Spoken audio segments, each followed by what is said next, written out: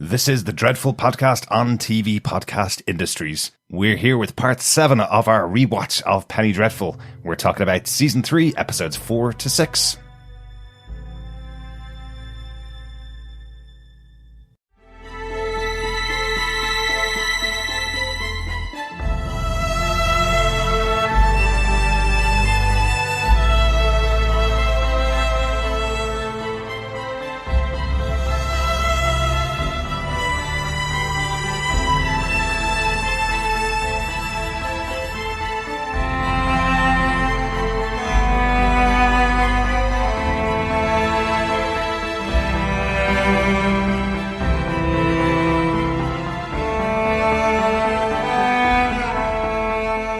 Welcome back, fellow Penny Faithful. This is the Dreadful Podcast on TV Podcast Industries. We're into part 7 of our retrospective of Penny Dreadful. We're talking about season 3, episodes 4 to 6. I'm one of your hosts, Derek. Hello there, fellow Darklings. Welcome to the dark side. I am one of your other hosts, John. Ooh, it is getting darker. It is. Am I a blade of grass or a dandelion? Yeah, I think a blade of grass. Everybody's a blade of grass. Yes. Things have changed quite a lot since we started doing these podcasts about Penny Dreadful. We were trying to bank quite a few of them to make sure that we had them all available in all 26 episodes, 27 episodes of the show recorded before Penny Dreadful City of Angels began. And then COVID-19 hit around the world, and it's been kind of interesting seeing how things have changed quite significantly. Yes, definitely. I think we're just into the final stretch of a 4-week lockdown, basically. 2 weeks of official, but I think for both of us working from home for 2 weeks before that. Yep. Certainly a lot of stuff going on for people to keep children, pets, themselves entertained, distracted, continuing to work from home, getting to grips with all sorts of things. So we hope that if you've had chance, you've been able to follow along with the Penny Dreadful podcast here on Dreadful Podcast. Certainly been really enjoying Penny Dreadful. Definitely. And cannot wait to get into City of Angels when that comes out on the 26th of April. Certainly a lot of TV now has been postponed or put back, at least just either because of production issues that have needed to be closed down. So all our Marvel stuff for this year really is going to be put back considerably. Yeah. And of course with films as well. So yeah, it will be interesting times. Yeah. And interestingly enough though, been seeing a lot of things in the podcast kind of arena to suggest that people maybe aren't listening to podcasts as much as you would think with the lockdowns in place. But I suppose there's a lot of extra things to do, or even people are just finding the time to do stuff that they've been putting off for a long time. Yeah. So yeah, it's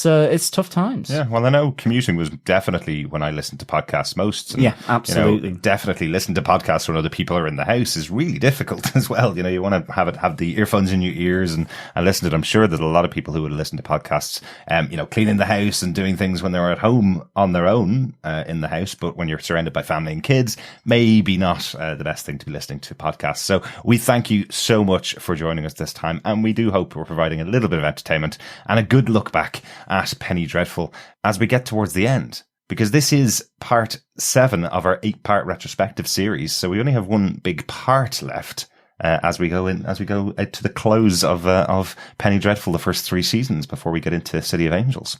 Yeah. And certainly we're about midway through with our coverage of episode 4, Blade of Grass, for those who are listening to the individual episode podcasts. Yeah, as we've been saying, we've been releasing these podcasts first over on Patreon. You can see them at patreon.com/TV Podcast Industries. Donate any amount over there and get access to all of the individual episodes. We're also releasing individual episodes over on dreadfulpodcast.com. And then these main ones, these big gathered together episodes, are releasing on tvpodcastindustries.com, our main feed for all of our podcasts. Yeah, so please pop on over to our website at tvpodcastindustries.com, where you can go to any good or evil podcast catcher of your choice. You can check out Penny Dreadful City of Angels, our recent Star Trek Picard coverage.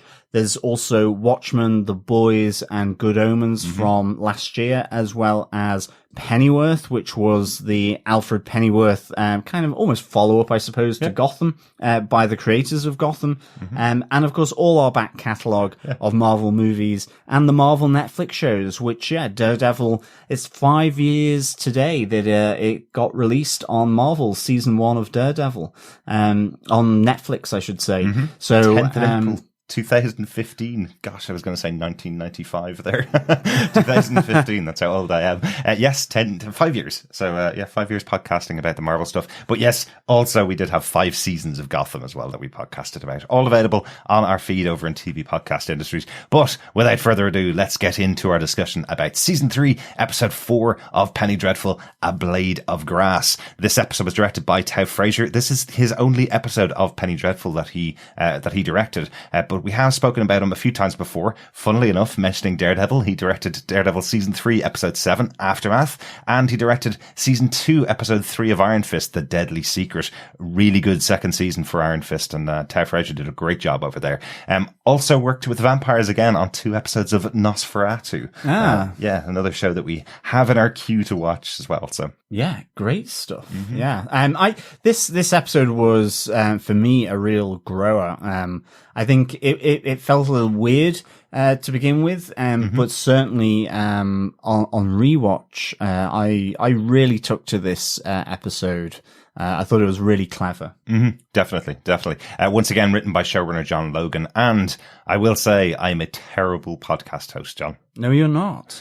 Because guess what? I've been talking for 2 full seasons of Penny Dreadful and forgot to mention that this season we have our first credited staff writers on each episode of the show. The staff writers of Andrew Hinderaker and Krysty Wilson-Cairns were brought on board at the start of season 3, or at least given a credit from episode 1 of season 3. Every episode has had these 2 listed as staff writers, but I didn't see it in the credits of the episodes. And I've been saying the whole time that as soon as John Logan steps back and somebody else is helping him out, I'll mention it on the podcast, and I completely forgot.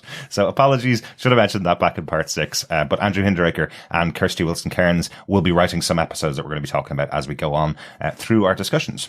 John, do you want to give us the official summary for this episode of Penny Dreadful?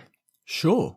In order to better understand the plight that she has been given to deal with, Vanessa convinces Dr. Seward to hypnotize her so that she may relive her time in the clinic and remember her meeting with the Master.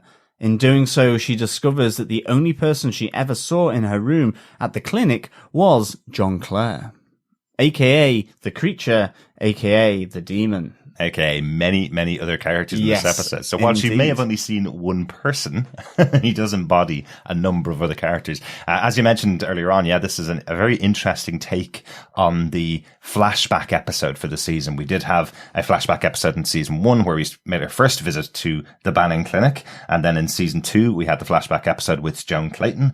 Now the same actress playing Dr. Seward in here. So now we have another flashback going back to Vanessa's time in the Banning Clinic and her time with who we assume is John Clare. We still haven't gotten his real name in this episode. I think he's called the Orderly in the credits for this episode. Yes, he is. He's the Orderly.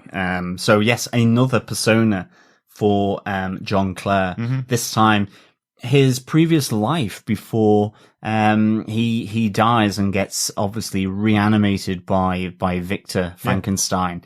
And certainly, we get hints of his family life here. He mentions his son, he mentions his wife that we have seen in previous episodes so far, in the workhouse on hard times, after their husband and father had died. We still don't know the reason for that. I actually was convinced that in this flashback, at some point, Dracula, the Master, was going to show up and just snap his neck. I was just always on tenterhooks here, waiting for John Clare to be kind of killed by these supernatural vampiric forces, and that wasn't the case. So still to kind of learn how he died in the end. I don't think we've had that. No, we certainly it was really good stuff. And I suppose to take it off, this is my big moment. This season 3 flashback for Vanessa.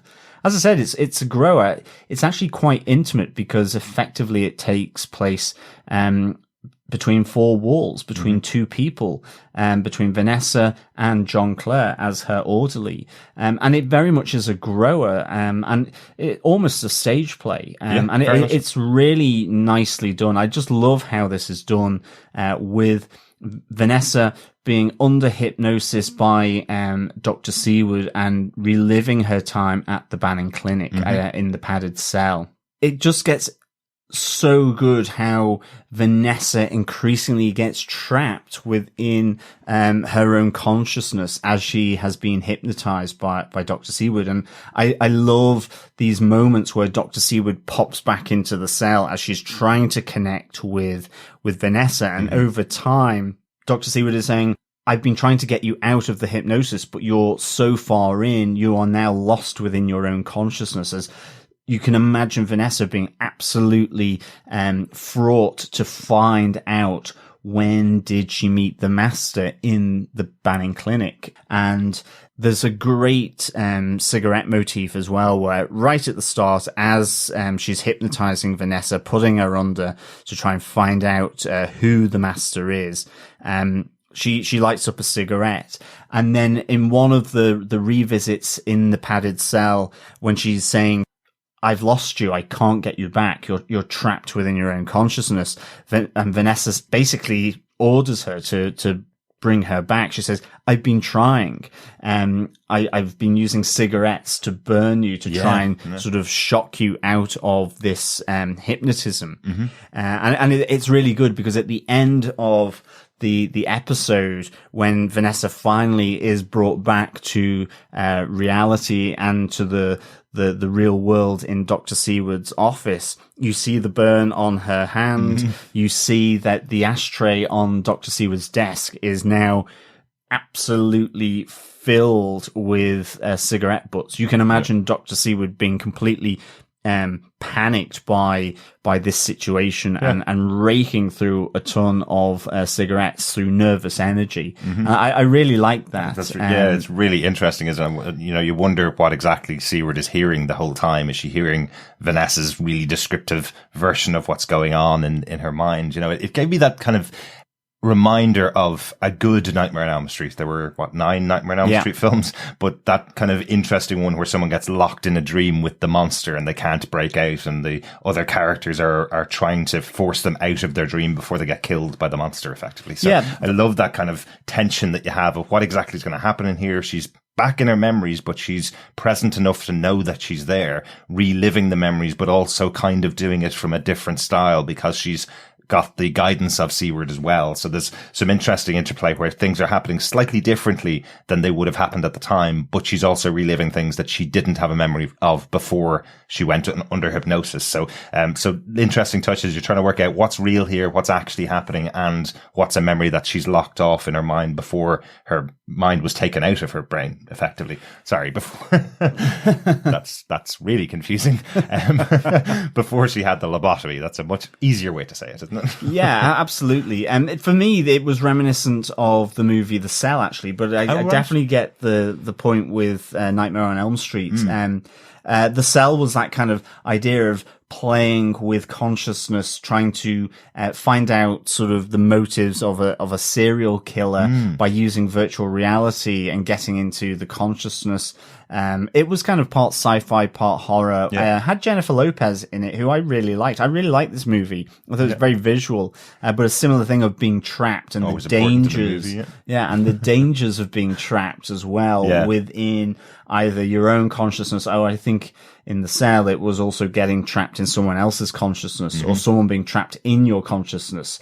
It also had, speaking of Daredevil, Vincent D'Onofrio. Oh, fantastic. And he was excellent in that. But, actually, most things really fits D'Onofrio. Yeah. Exactly. This is kind of a similar thing. You know, you're trapped within this padded cell, the metaphor of, effectively a psychiatric ward, padded cell, being trapped within the hypnosis. And ultimately, you know, Vanessa's goal is to find out who is the master, but I do like the moments where her and John Clare as the orderly, you know, he's telling her about to get well, to get better. Mm-hmm. He's saying, well, the next treatment's worse. You know, you run through these treatments that you saw in season 1 of the hydrotherapy, the electrocution, and the electrotherapy, moving towards the lobotomy, and he's trying to pull her out of this. He says, you're just not well. It's science. It's not superstition.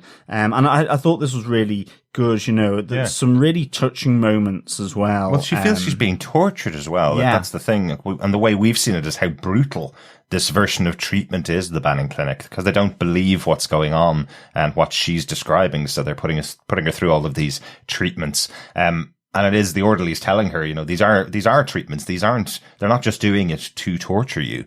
And you get the impression that Vanessa's not understanding that at all and doesn't want to go through any more of the torture, but is forcing herself to go there because she's not, kind of denying what she's seen and what she's done. She would have had to deny it for Banning to say, okay, actually you're safe and you can leave the institution.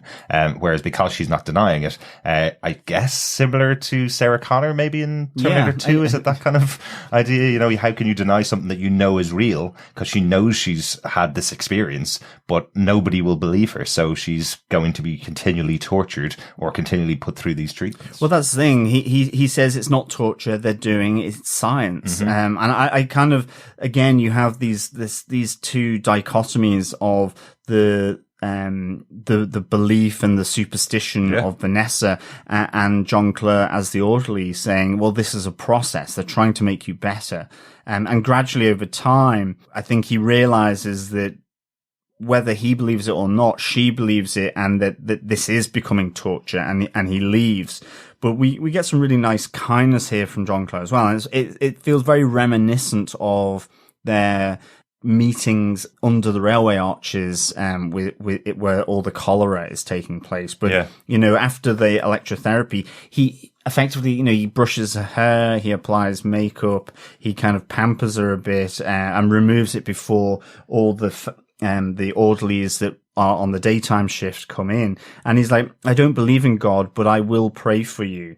And, you know, he very much, starts to see that, you know, you have to get better. The next stage is they're going to turn, to surgery, and they never come out the same. So there is this connection here within this hypnotic state between the two. And I like that because of, certainly towards, the latter part of season 2, you have them having some really nice conversations where the two of them, in their present day form, getting to know one another, but finding commonality between each other. So I really like that. We had a question when we were talking about episode 3, whether Vanessa would actually realize this is the creature that she spoke to. This is John Clare, who she met back in season 2. And I still get the impression that she still hasn't made that connection between the creature and this orderly that was working with her. Rory Kinnear is fantastic. Yeah, it kind of crosses absolutely. a little bit into my point as well, because I just think what he does within the scene, that moment when he has taken the makeup off her and he says, you know, one day soon you will never have anyone touch you when you don't want to be touched, and no one will put makeup on you and force you to do things that you don't want to do. I just think it's a beautiful moment between the two. He's so empathetic towards her plight, but he has to realize at some point, if she doesn't follow the instructions that he gives, she will go to the bottom, and he can't bring himself to watch her go through that. And that's why he leaves. I think it's just a beautiful idea that he is trying his absolute best to try and get her to accept the therapy that she's being given. He's an orderly in the hospital. You know, technically he's not supposed to be this involved with a patient, but he realizes if he sees that spark go out in her eyes, he'll have lost something great to himself. Yeah. You know, I think he even mentions at a time that he took the job because there's no other jobs in London. This is a really impoverished time in London. He says he's working here because there's nothing else, and he's giving up the job, going nowhere else to no other job. So is this an indication that this is why his family are on the breadline? Because he's given up this job because he couldn't witness Vanessa going through anything, and he couldn't get a job afterwards? It probably is in conjunction then with his death. You know, that they're ultimately left destitute. But I think this is just a really great framing, a great bit of writing, this idea of between the worlds of, Dr. Seward's consultation and Vanessa's own hypnotic state, and what she's trying to recall. And ultimately, until that moment within the episode, all she can remember is John Clare, is him as the orderly and no other. And you're wondering, where is this going to go until that moment where, and I suppose this is connecting into your point. Yeah. You get the dark eyes come across John Clare's own eyes, very reminiscent of what happened to Sir Malcolm, where he gets possessed.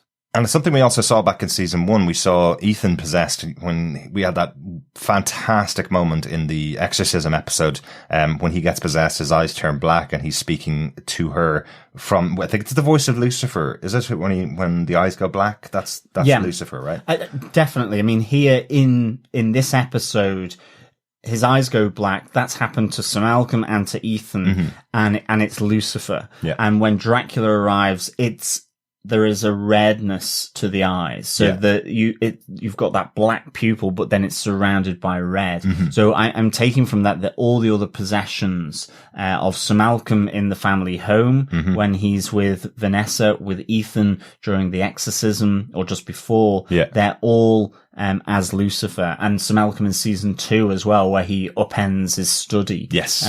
As they're kind of getting close to the Verbus Diablo sort of decryption, that's all Lucifer. So Vanessa here in this cell at this moment is visited upon by Lucifer possessing the orderly. Yeah, it's such a good scene. Like when we have the whole series, really, the whole experience of Vanessa Ives boiled down to this one moment, really. It's, we saw in season 1, there was the hidden master, which we know now was Dracula. In season 2, it was Lucifer who was chasing her soul. And now we have the battle between these two brothers, one who wants her soul and the other who wants her body and wants her to live at his side as her bride for eternity. Not a great offer, really, that the two of them are putting on the table. I think it's quite interesting when they're saying to someone, I suppose as caring and loving as Vanessa hopes she is underneath it all, I suppose. And the two of them are offering similar paths for her. Stand at my side and watch the world burn is Lucifer's offer. Yeah. And stand by my side as the creatures of the night come out and suck the blood out of the humans of this world is Dracula's offer to her. So not great offers if she isn't truly evil underneath it all. But they seem to feel that she is the foretold partner for each of them. That they can fight over, that one of them will win and she will become the leader of darkness in the future. I know she's said the Verbus Diablo and she's massively changed by her murder back in season 2, but I like that she has this internal battle in herself as to whether she will follow the dark path and choose one of these two or follow the light path and fight against the two of them. Well, it's really, this is really nicely done. I love this where the two fallen brothers, the fallen angels from the grace of God visit her in this cell, and you have the shadow of the snake moving across towards her. And then when, Dracula arrives, you have the shadow of the bat. And in both cases, Vanessa is drawn firstly to Lucifer across the floor where he's giving her the offer, and then the two of them crawling their bellies across the floor, and then pulls back, and all the furniture is moved around as Lucifer's other fallen brother, Dracula, the king of beasts, arrives, and again, she's drawn to him and plays up to him, offering her neck. But I really liked how Lucifer seemed cowed by Dracula. It was kind of an interesting thing. They have this kind of nice sort of binary explanation of it, where it's like Lucifer feeds on souls and Dracula feeds on flesh. One is of the domain of the spirit, the other of the animal, and one in reality. And so actually where Lucifer is, maybe he's slightly sort of powered down in a sense, because he's not in his realm of souls and spirits. Yeah, maybe that's it. He's on Earth. But it certainly seemed that Dracula was the more confident here of the two, and I like how it's there's that almost rivalry between these two brothers as well. And it all connects back to that Verbus Diablo where Mr. Lyle has explained these two brothers, Dracula on Earth, Lucifer in the spirit world. And this is a really nice addition to the Dracula story. I don't recall anything where he is seen as being a fallen angel, a brother to Lucifer. Yeah. So this is really a nice bit of mythical update or new story that John Logan's bringing here, which he's brought since season 2, and I really like it. I like the idea of it. Absolutely. There's certainly a lot in vampiric mythology, I suppose you'd call it now, because so many people have written about vampires. There's certainly a lot about them being demons, and a lot about them being demons possessing a human and then turning them into this version of demons. I know Anne Rice has talked about it in that way before. I know Buffy the Vampire Slayer had that idea of them being demons as well, and they're possessing the human form. But the idea of the two of them being brothers, Lucifer and Dracula, I really love the concept of it. And as you say, I love the idea that potentially Lucifer feels less powerful than Dracula, because you would kind of feel in mythology, Lucifer, the devil of hell, the controller of hell, the fallen angel, with his army of fallen angels behind him, you would always think of him as being the more powerful, and Dracula being, a lesser demon who just sucks in the blood of humans, Yeah, so exactly. Having the two of them being not only equals, but brothers, and Dracula being possibly much more powerful because he's able to have Lucifer cower in the corner while he makes his bid for Vanessa, I think is a really good, interesting touch, because you just wouldn't see it like that. You'd almost see the two of them pitted against each other. Lucifer would win in the versus battle between the two, but you see the power of Dracula here. It's really interesting. I think the other thing as well, I like the fact that this moment with Lucifer and Dracula is almost another level into Vanessa's consciousness as well, because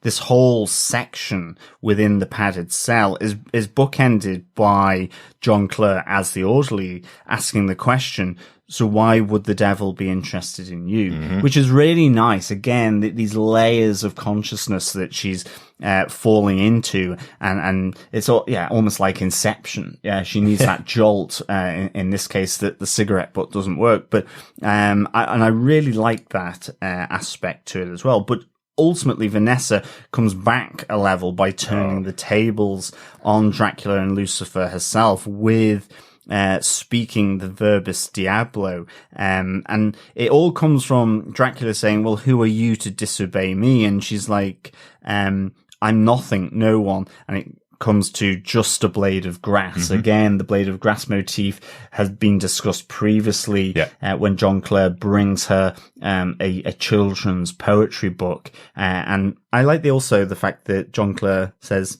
I don't really like poetry, because he's so obsessed by poetry as the creature. That's true, yeah. But it's that I am just a blade of grass. And she talks about her protector being God, but it's a really interesting thing, and I'm not really fully clear on the law or the superstition maybe, but she absolutely does have her foot with and herself with God as her protector, yet there is an evil within her that she speaks this Verbus Diablo. Yeah. It's almost like, is this God's secret weapon as well? And that's why she needs the wolf, to be able to turn the tables on Dracula and Lucifer with effectively their own trickery, and evil. Yeah, well, absolutely. I think the central mythology, I suppose, of Christianity is that we are all God's children, but we were given a choice to choose either the path of good or the path of evil. And throughout this kind of recap of what's going on with Vanessa, throughout this, what we're hearing from both Lucifer and Dracula is she must make her choice to go to them. They can't force her to go with them. And she is choosing the path of righteousness. She's saying, my soul is mine alone. And she said this back in episode 8 of season 1, or episode 7 of season 1. She said, it's my soul. I choose to keep it and you will never make me give it up. And here she's saying it again. She's saying, my God is the one that I follow. He's my protector. And I'm still not making the choice to go with either of your plans to burn the world, which I love. It shows that power of the character of Vanessa, because she still believes I'm just a blade of grass. I am nothing. God looks at me as a blade of grass and you think that's a bad thing, but I belong here. And I'm able to make my choice, and my choice repels both of you. And it is fabulous. Really, really good, strong one. That's my big moment from the episode. And that's your big moment. Just to kind of wrap it up. For me, this episode is the reason why it's so good is because you could put this on stage and call it Penny Dreadful the entire series and have 3 actors in the roles. And that's it, because this battle is boiled down to this moment really before Vanessa. Yeah, absolutely. You don't really need anything else. I love all the other characters and I love the story of the 3 seasons, obviously, of course, but having this battle raging in the mind of Vanessa with just those 2 other characters is great. And I must say, I can see why Rory Kinnear is coming back for City of Angels. If he's given stuff like this to do again, he'd work with John Logan over and over again. Definitely. I mean, this is the heart of the matter, isn't it? This is why there is the company around Vanessa, of Sir Malcolm, of Ethan. Okay, they're flung to the corners of the world in this season. Yeah. But it's an interesting kind of switch that she is now having to fight it alone. And when she is pulled back into Dr. Seward's office, she goes, I'm no longer afraid. I have a name. His name is Dracula. Absolutely. And it finishes on that. And it's this person who is baiting her, is the scourge of her, has been nameless, and that's part of his power. And now she knows who he is, what the name is, and can begin to find out about this being, this fallen brother, Dracula. So really, really nicely done, I thought here. Oh, it's fabulous. I love that. That's the response to Dr. Seward's comment to her before that we name things so they do not frighten us. I am not frightened. It's such a powerful little moment from Vanessa there. Yeah. Really, really good. Any other notes on this episode before we close, Matt? Just simply the little model ship that we saw in the workhouse, I think in episode 2 or 3. John Clare talks about the model ship being built with his son. Oh, very good. And I thought that was really nice here. Just a nice little touch between these 2 aspects of John Clare. And again, I think for me, I really want to know how John Clare died. Obviously, some massive facial scarring, so I presume it wasn't pretty, but really, really nicely done here. That's really interesting. I love the touches of bringing stuff like that back to the show after episodes. I think that's something that they do quite regularly on Penny Dreadful. It's really cool.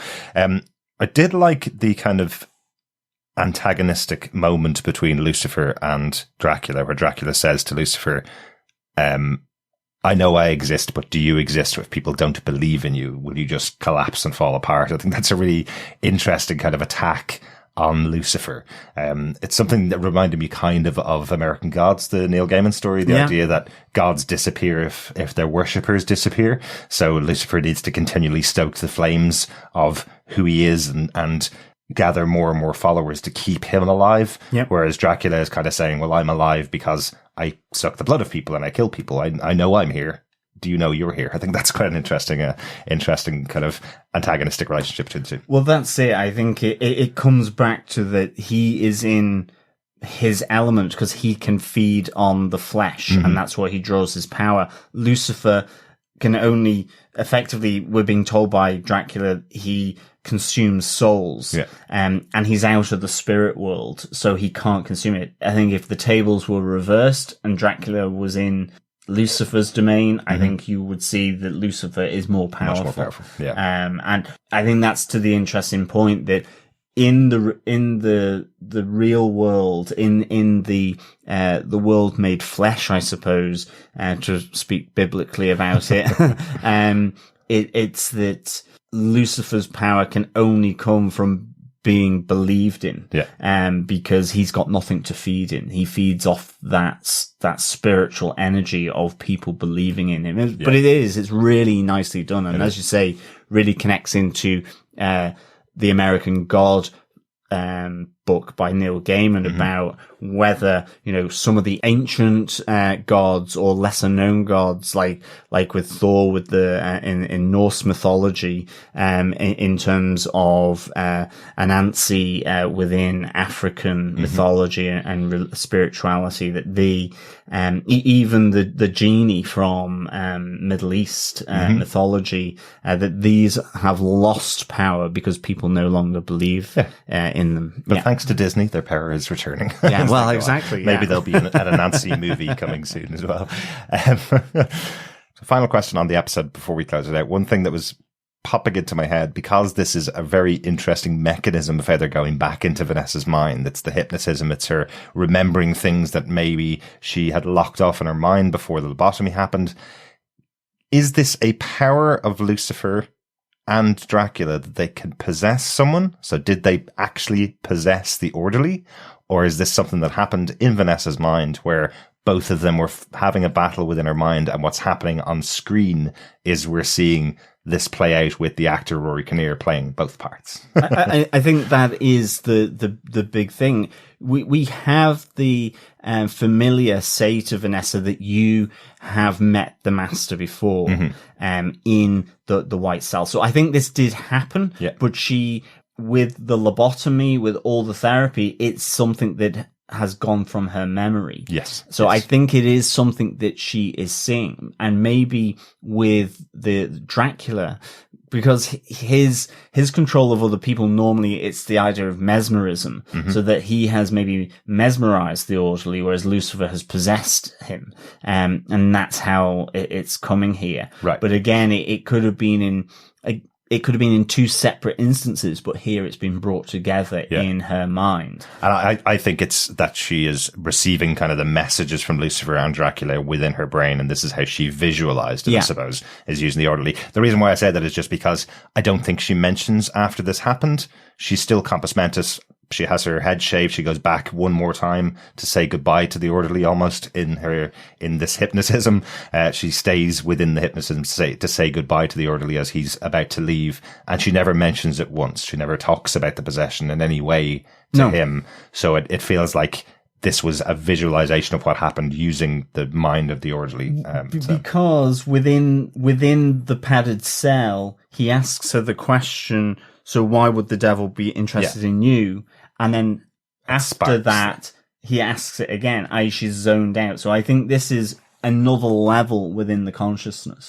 So he was never there. She is visualizing it. Yeah. Because it's interesting. I'm just wondering, are there going to be instances in the last couple of episodes where Dracula possesses somebody else beside her, like Lucifer had done with Malcolm and Ethan in the past? Yeah. But he may not. He may not be a power of his. It's just a question I had after watching the episode. I think Dracula's always been about mesmerism rather than possession. Yeah, exactly. And controlling people to do his bidding rather than possession. Yeah, interesting stuff. That's it for our discussion of A Blade of Grass, the 4th episode of Season 3 of Penny Dreadful. We'll take a break. We'll be back after this short message from Into the Night, the Moon Knight podcast.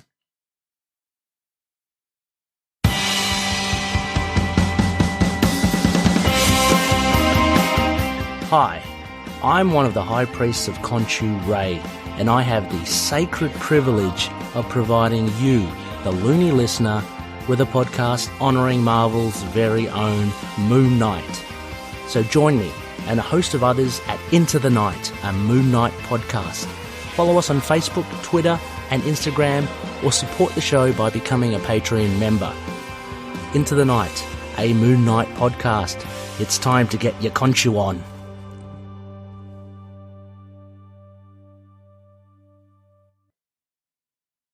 And we're back. Welcome back, fellow Penny Faithful. We're talking about Season 3, Episode 5, The World is Our Hell. I'm one of your hosts, Derek. Hello there, fellow Darklings. I am one of your other hosts, John. World is kind of hell at the moment, as we said earlier on. It really is, yeah. The world is going to hell with lockdown in full swing. But we've already talked about that, so we're not going to dwell on it. We're going to just talk straight in about this episode of Penny Dreadful Season 3, Episode 5, This World Is Our Hell, was directed by Paco Cabezas. This is his first episode of Penny Dreadful, but he directs 3 of the final 4 episodes of Penny Dreadful, and he is directing Episode 1 of Penny Dreadful, City of Angels. Ah, very good. Yes, entitled Santa Muerte. As we discover some very interesting Mexican mythology coming up in that series of Penny Dreadful. Looking forward to that. Yeah, definitely. And it's time. This episode was written by Andrew Hinderaker, not by John Logan. Wow. Yes. He has been a staff writer on all of this season, but this is the first time another writer has gotten a credit for this show. Yeah.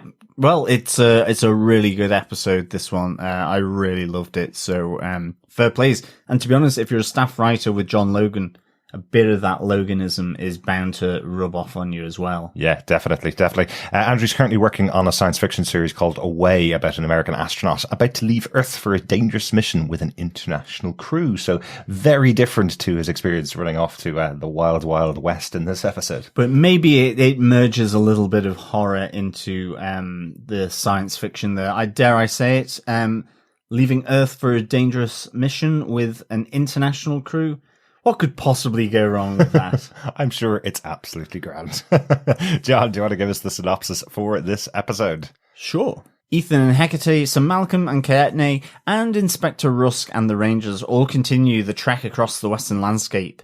Frankenstein and Jekyll, meanwhile in London, test their modified serum on their subject with miraculous results. Hecate encourages Ethan to embrace his dark side. They also reveal secrets to one another, bringing them closer. With Ethan's agreement, she summons rattlesnakes to kill the Rangers. Mm-hmm. Rusk and Osto survive, although Kaetne is bitten. Ethan appears to accept his darkness more and more and makes love to Hecate. In the desert, Ethan's horse collapses, then later Hecate's, forcing them to continue on foot. Hecate later collapses from the heat and is barely alive when Sir Malcolm arrives with Kaetne, also barely alive. Sir Malcolm attempts to murder Hecate, but Ethan won't allow it. Riders summoned by Ethan's father, Jared Talbot, arrive and take them to his estate, leaving Kaetne to die at the request of Ethan. Sir Malcolm is unhappy with this, but Jared Talbot requests Sir Malcolm's assistance in dealing with Ethan. He shows Ethan the room where their family died at the hands of Native Americans, saying that he will pay for his hand in it, aiming his pistol at him and demanding he repent, then and there, on pain of death and damnation. Ooh, finally, from episode 1 of season 1, we never knew what was happening with Ethan, why he was on the run, what was going on with him, and this episode gives us all of those stories all wrapped up in one episode. Yeah, definitely. What a great episode this is, yeah. And interestingly, it's only one of 2 episodes of the entire show that don't feature Vanessa Ives. Yes. Interesting, isn't it? They have an episode. Maybe that's the reason why John Logan wasn't writing the episode. He was like, okay, you can have this episode, but you're not having Vanessa. Maybe that's what it was. Yeah. Maybe not. But a really fascinating final discussion, I suppose, about the history of Ethan that we get in here. And I know that kind of features in our major points. John, what's your big moment from this episode? Dare I say it, it's almost 2 big moments. I'm starting with a quote. Not too different, you and I. Yes, Hecate and Ethan grow closer together as Ethan embraces his dark side. I really enjoyed this because it's something I actually wasn't really expecting of Ethan. Certainly because of his chivalry with Vanessa and certainly felt like he was embracing that. But Hecate has been tempting him since season 2. That great moment where she comes into his room and then leaves through the mirror to give, or to offer him to stand by his side. And effectively, rather than being the Lupus Dei, I suppose being the Lupus Diablo. Yeah. And so I think this is a really great moment here. I think what I really liked here was, Hecate saying, like Ethan, she didn't get to choose the master that she serves. Her mother, Miss Poole or Madame Carly, enlisted her at 5, and she describes how Lucifer raked his claws across her body. And I thought this was a really kind of nice reflection of Ethan also, talking about how he came to atone for this killing of Native Americans. He talks about this attack on a tribe, and his commanding officer in the US Army, who he ultimately kills because he's brought this boy and dumps the body to poison the water and to further kill the Native Americans. And so he kills his commanding officer after this slaughter. We get this really great moment, and this is one of the big things I really loved. Dare I say it, loving the lore. I really enjoyed how this story that Ethan describes is also told simultaneously by Caetney to Sir Malcolm. And they move between the two tellings of this, how Ethan really came to Caetney and his tribe to atone. He wanted to be killed, to be scalped, and to die for killing his people. But as Caetney says, I thought it would be better to keep him alive and to fight with us. And it's just lovely how they move from Ethan to Caetney as this story unfolds, and how Ethan fought with the Apaches so much. He almost reveled in it because he took to it to redeem himself. And they talk that it's actually, I found it quite poignant where Caetney says, they sent 5,000 soldiers to hunt down 39 free Apaches. As 10 were killed, 100 would take their place. But as the Apaches were killed off, then, ultimately their warfare became more brutal, more cruel. And he talks how Ethan did unspeakable things. And again, it flips back to Hecate, where God watched this unfold and laughed. And again, she's trying to attract Ethan to her. And you really get this moment then, again, where you have this simultaneous attack on the Marshals' camp in the dark, where both Caetney and Sir Malcolm are going in to kill the Rangers and release the horses. But for Ethan, this is the moment where he is, I suppose he goes, I'm done trying to be good, and asks her to call forth the rattlesnakes, but she needs his blood. That is the thing that has the power. And she as she's incanting, which is really nicely done, how she's moving her hands through the sand, and she goes, my master makes beautiful music. As you see these snakes coming through underneath the sand and popping up to then bite and attack the Marshals' camp. And Caetney's there ready to, there's a great little moment where he sees the snakes coming up.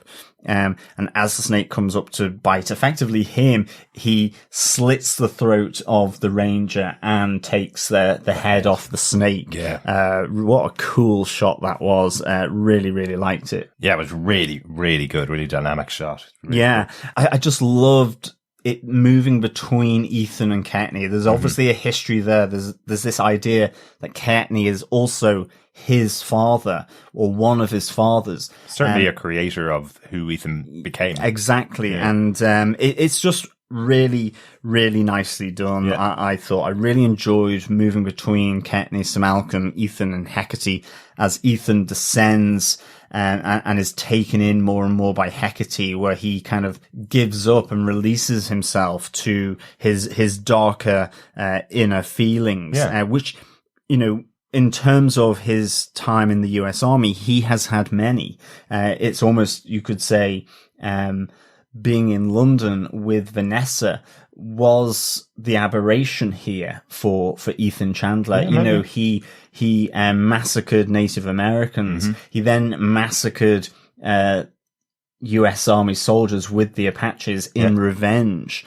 You get the sense that the Apaches, having been sort of wattled down to 39, as Caetney says, just for pure survival became crueler, more brutal. And this was also certainly something that Ethan did. So I found this really, really good. And I like kind of where you effectively get naughty Rumpy Pumpy in the cave between Hecate and Ethan, where there's a bit of, dare I say it, devil worshipping with the two as they make love. But it comes from having this story of the first Apache that is drawn in cave paintings where they're kind of hanging out. And that was really cool. It was really nicely done. I really liked that. And again, it cuts back to Courtney talking about his vision of darkness in the streets of London, where there's the creatures of the night are roaming, and he sees his son who he must save. That's why he's effectively with Sir Malcolm, is this idea of saving Ethan, because all the world will turn dark and the creatures of the night will come upon the earth. At the same time, where you've got Ethan saying the great coyote opens the bag filled with darkness, and the creatures of the night all sort of release but are fought off by this boy called Apache, who wins back the day. It's this really nice moment that it was the beginning of the day, the new dawn, or is it the end of the darkness? And it depends on which side you're on. And I think Hecate says this quite nicely with, are you the savior that banishes the night, or the wolf that loves it? And this is really where Ethan has to make that choice. And you really get the sense here that he's descending into the latter, that he will be the wolf that loves the night. And he seems certainly intent on killing his father, and laying waste to all his fathers, probably, both Courtney and Jared Talbot. Less so with Sir Malcolm. I do like that moment where they meet, after the horses, have died, and Hecate's on her last legs, and he's kind of like, what the hell are you doing here? I think that's a really nice moment. That's really good. I love that Sir Malcolm's kind of, always have to expect that I'm going to turn up anywhere, really interesting. But the juxtaposition between this episode and last episode and this rewatch was so apparent, where you had last episode, where you had the temptation of Vanessa from these two demons saying that they want her soul and her body, and she saying to them, well, I have a choice, and my choice is the light side. Whereas this time you have the temptation of Hecate to Ethan, and him going, well, actually, I've always been the darkness, and I'm going to take that as my choice and join up side by side with you. And it's very strong within the episode. There's certainly moments where it's not truly a choice to be dark with Ethan, because you can absolutely tell that his soul is still torn apart inside. There's some wonderful acting in this episode from Josh Hartnett, where the moment that I'm going to talk about, of course, where Ethan is torn up inside, but he's made his choice now, and he's going to follow it through, even if he knows it's probably the wrong decision. You can really see that playing in him. Even when he leaves Courtney behind to die, you can see him saying, leave him here to die, but you know that he's torn up inside, that it may not be the greatest thing that he's doing right now, but he's going to the dark side. Well, he says, don't waste a bullet on him. Just let him burn. And you wonder whether that's a choice. You wonder whether he's kind of saying, as the audience are kind of going, well, Ethan's the good guy. He's not going to let Courtney die. So maybe he's telling them to leave him alone and not kill him because he thinks Courtney can get out of the situation. But it's one of those ones where even I'm not sure, after watching the episode multiple times, I'm still not sure whether he was definitely intending for Courtney to die, or whether he thinks Courtney will come back. And this is the only way to leave him behind without killing him. Gives him a chance to live. Because they are more than willing to shoot a Native American or an Apache. As they've done multiple times before, I think as well, he stops Sir Malcolm from killing Hecate as well. Sir Malcolm's very, he's got his gun, he's got his semi-automatic, and he's more than willing to put a few, bullets into Hecate. But he's stopped by Ethan. So it really feels like Ethan has now come with Hecate in more ways than one, dare I say it. Yes.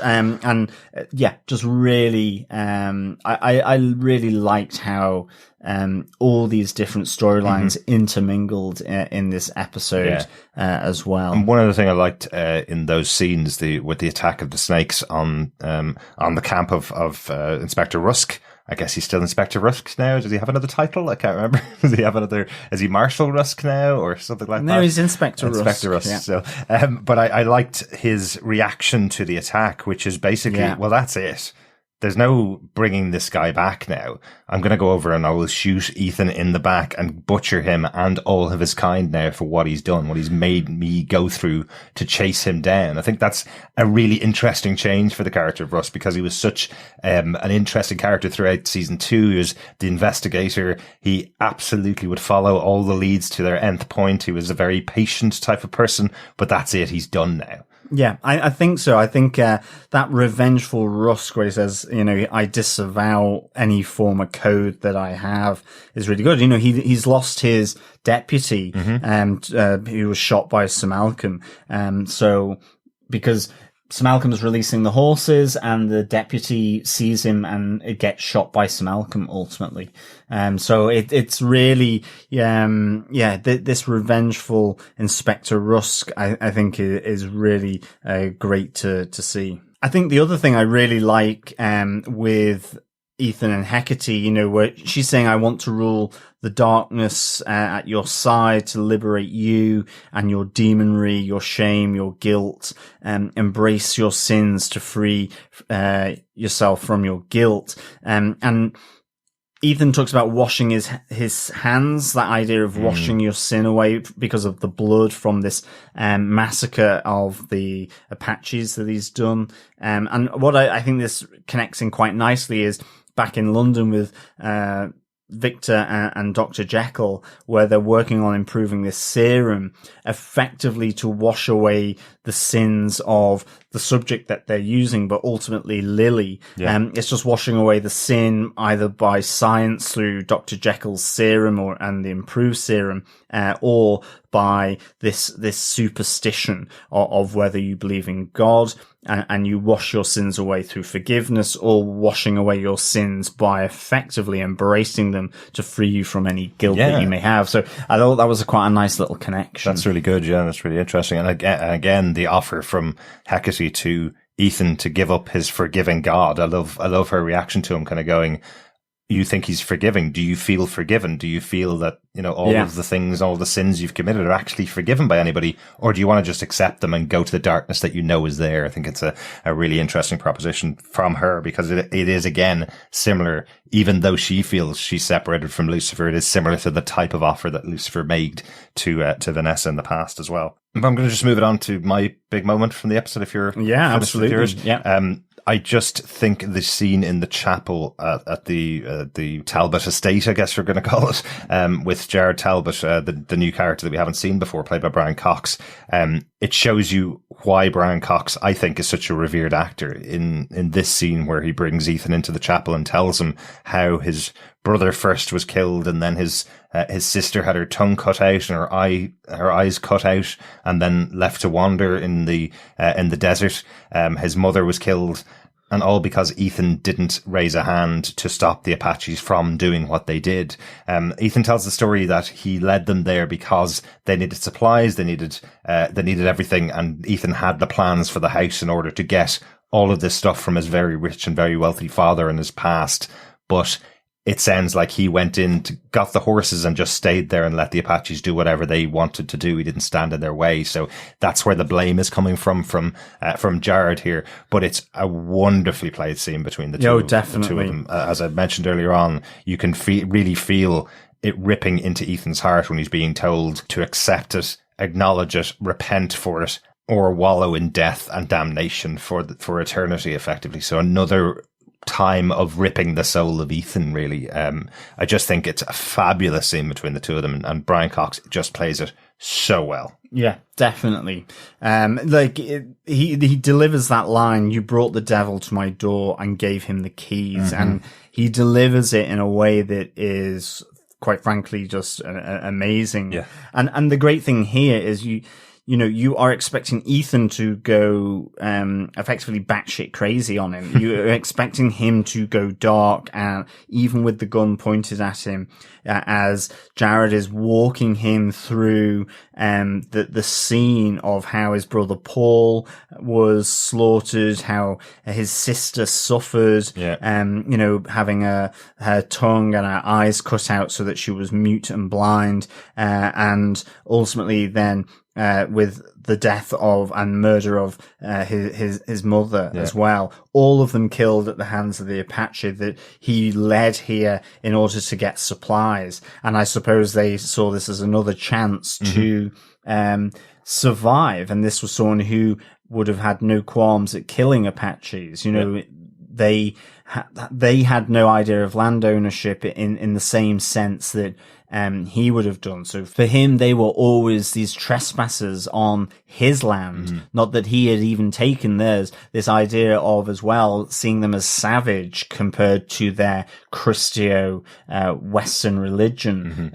And yet, the brutality is still there with them. And I thought this was really just so well done. Yeah. I also really loved the scenes between Jared Talbot and Sir Malcolm Murray, because it was that idea of looking at one another. It was a mirror of themselves. In a sense, Sir Malcolm has changed, I think, probably from his maybe his last expedition in Africa, certainly by having Sembene there. I think there are certain elements where he has moved on from that colonial exploitation of empire, even though he was a part of that. But he's seen what that has done, and he recognizes in Jared what he used to be, and feels that he can change him. And Jared just puts that history back on him to say, have you done anything differently?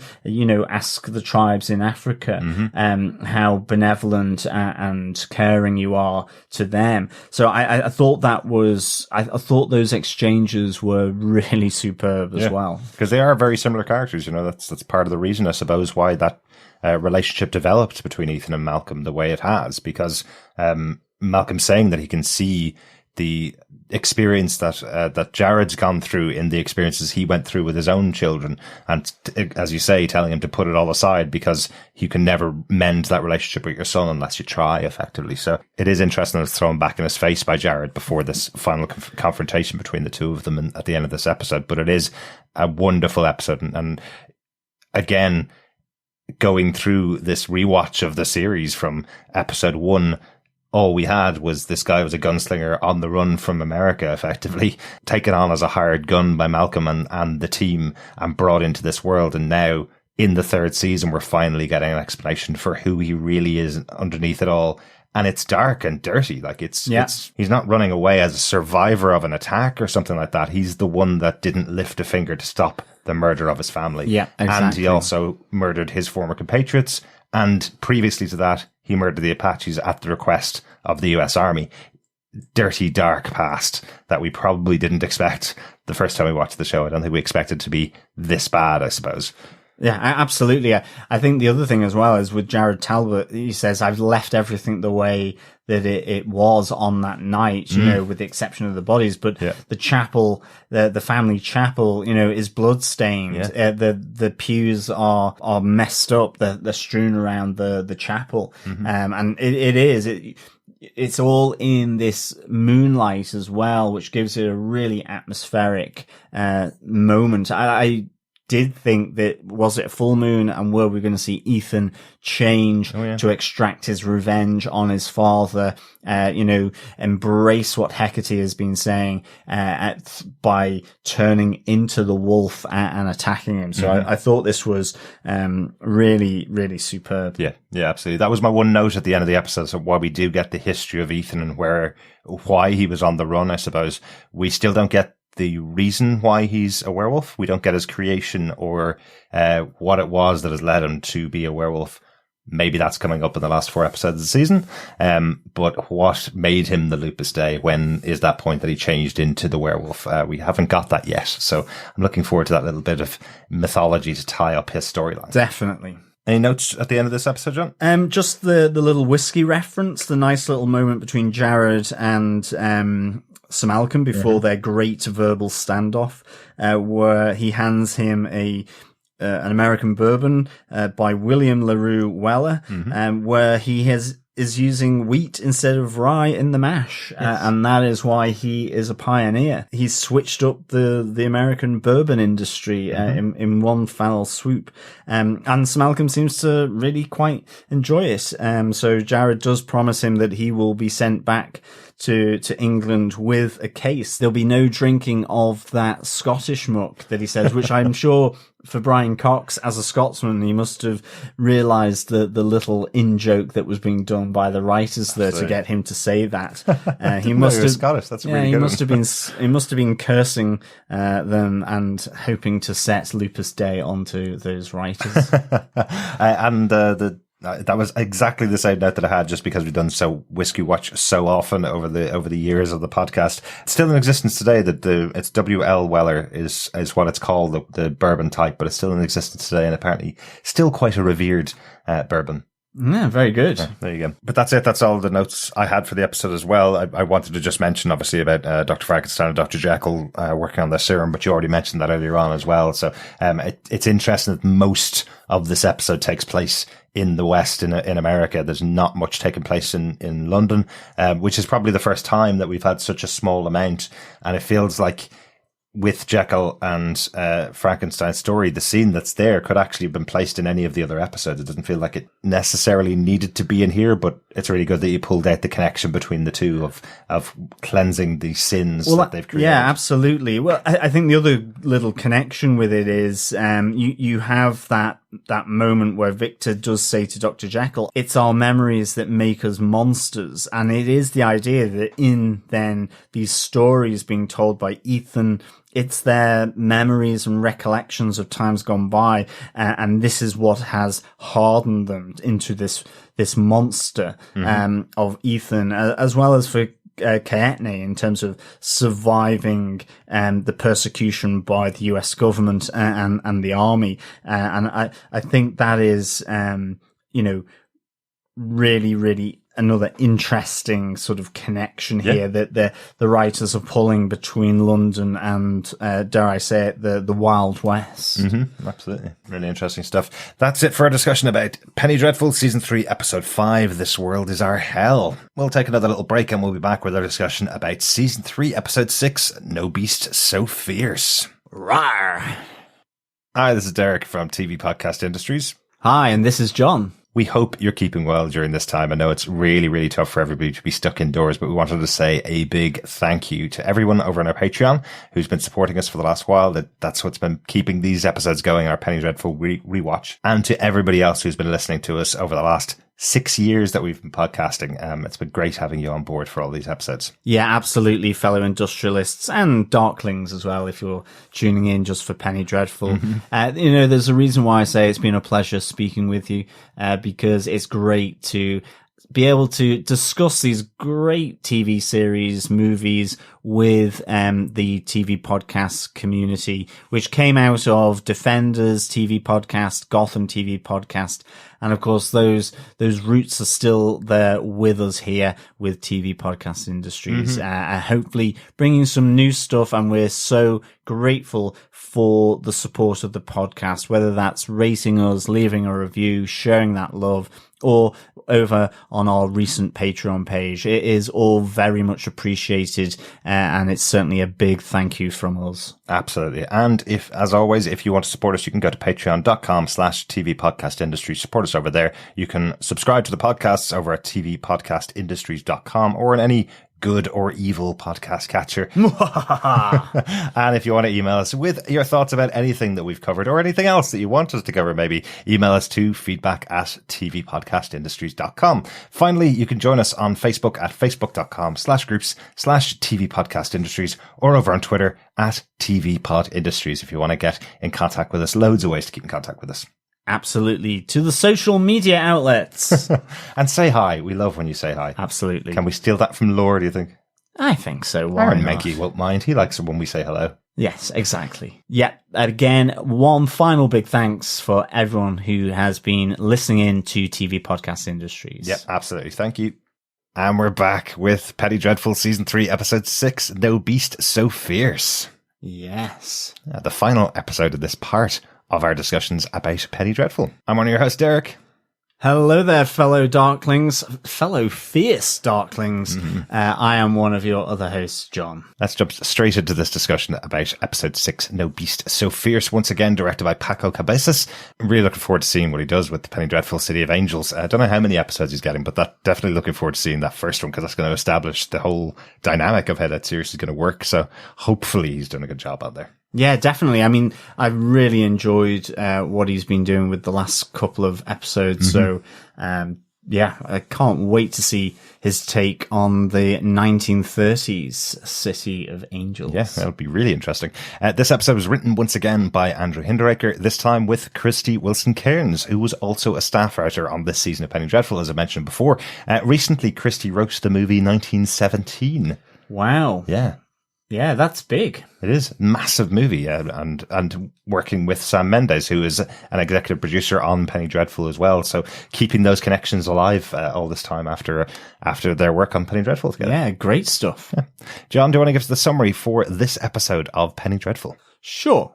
Miss Vanessa Ives seeks new help as she now knows who she is up against in the form of Dracula. The beast from the east, dare I say it. Ethan's head-to-head with his father is interrupted by Sir Malcolm, but also as new guests show up for dinner at the Talbot family residence, where tempers flare at the dinner table. Lily leads more women as she builds her army of ladies of the evening.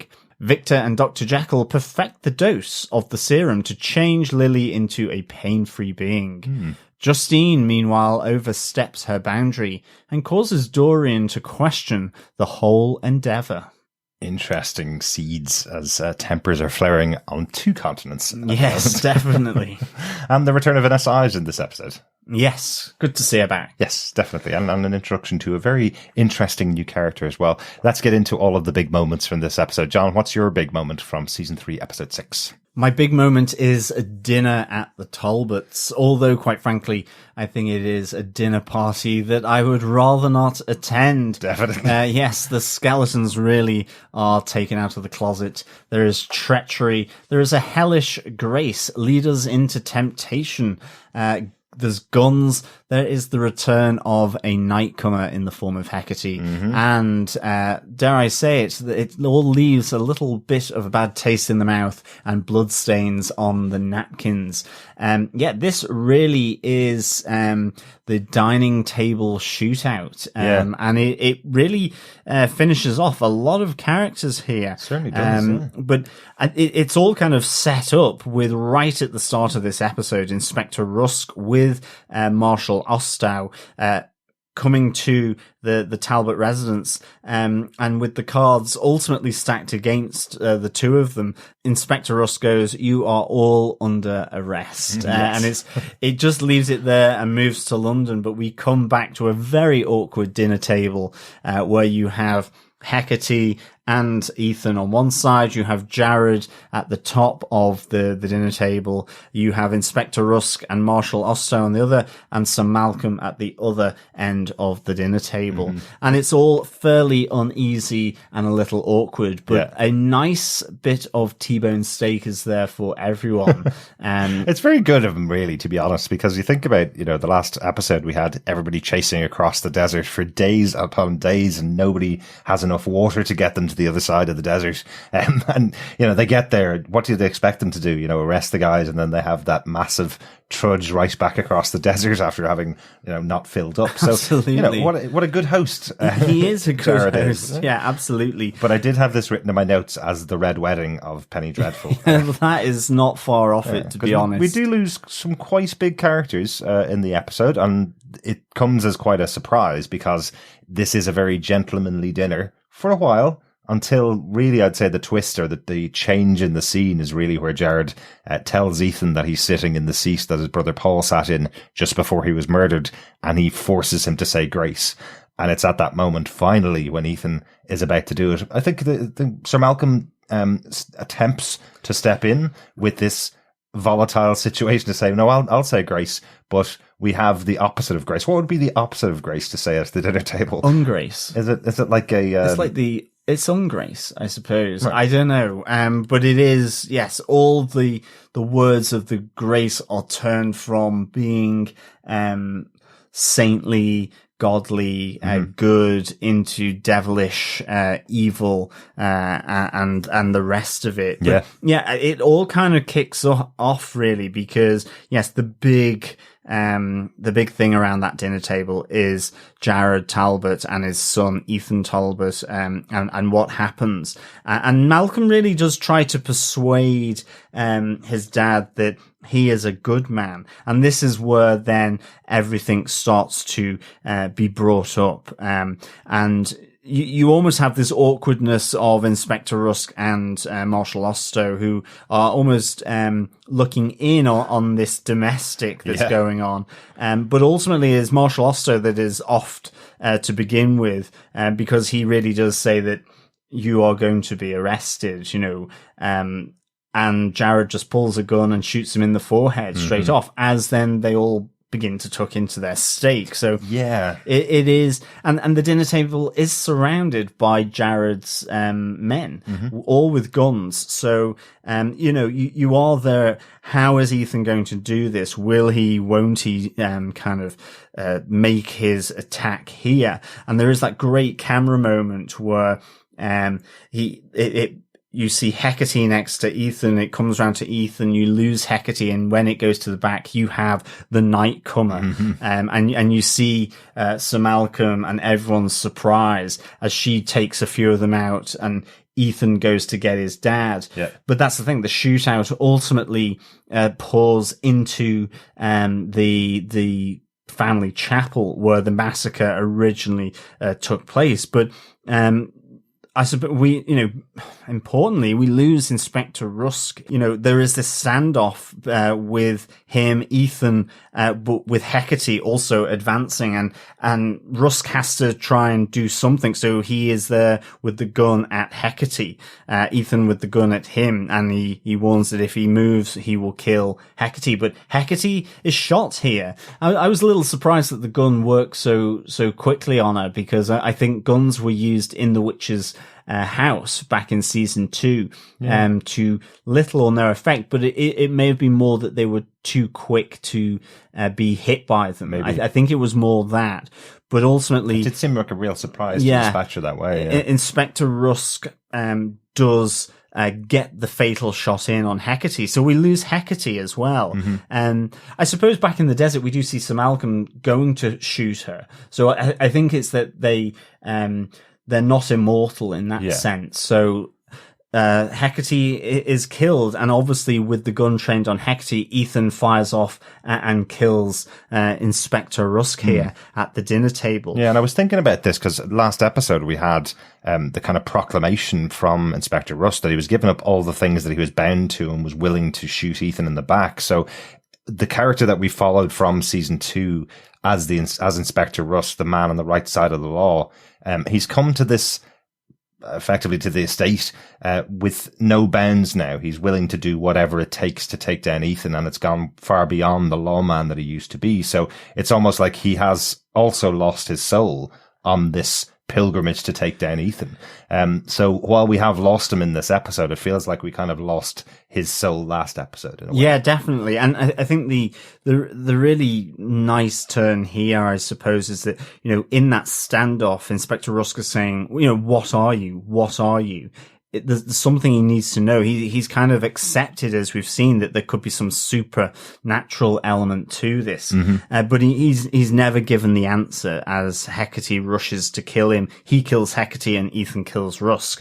I think in the meantime, Malcolm is trying to fend off a number of Jared's men, and it looks like Malcolm is about to be a goner, but he is saved by Kietney, who has, in the words of Sir Malcolm, which I really liked, I love this dynamic between Sir Malcolm and Kietney. He goes, "I knew you'd be too mean to die." Kietney is this persistent soul. Which I kind of thought Inspector Rusk was as well, and I'm slightly saddened by Inspector Rusk going.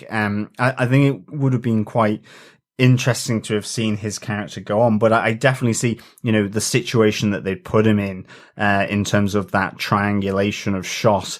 He could only take out one, and he took out Hecate, who came upon him.